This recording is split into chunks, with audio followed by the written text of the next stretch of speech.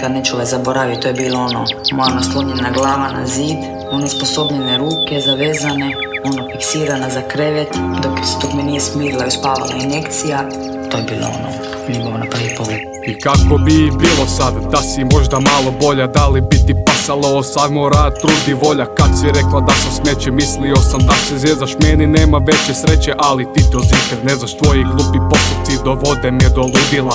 Želja da te ubijem u meni se probudila, kao da sam za sve kriv, više nemam živaca, ko da se u meni krije tona negativaca.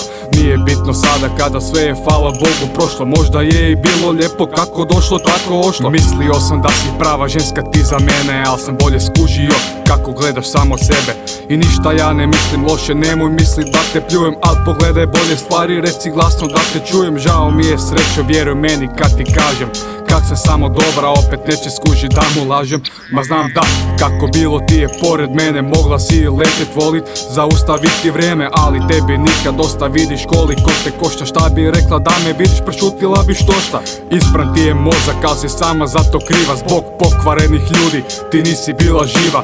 Kompleksi te muče pa ih nabijaš na mene, kad bi barem bio način da izbrišem svo to vrijeme. I iskreno mi puca kurac gdje si sada i šta radiš, bolje da si negdje drugdje nek da meni živce vadiš. Htio sam ti pomoći, ali ti to nisi htjela, mislila si da si glavna, a to mislit nisi smjela. I kak te nije sram sad pogledat me u oči, proganjat će te oni jedne kišne crne noći.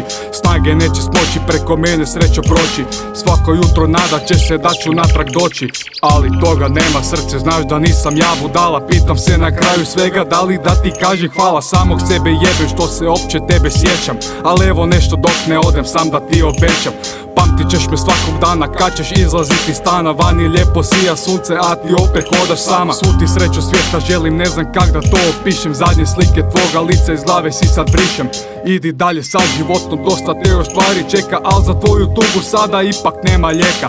Nađi nekog novog konja i sa njime dalje kreni, al pazi jer mu živci neće biti dugi kao meni. Zajebote kodek ščasti, odi drugom dane krasti, pa ćeš onda vidjet srećo kak i kad ti vadi masti. Prije spavanja opet vidjet ćeš ti mene, možda sam to stvarno ja, a možda samo sjene. Uvijek se vrti pitanje zašto. Sama sebe pitam, odgovora nema. Mislim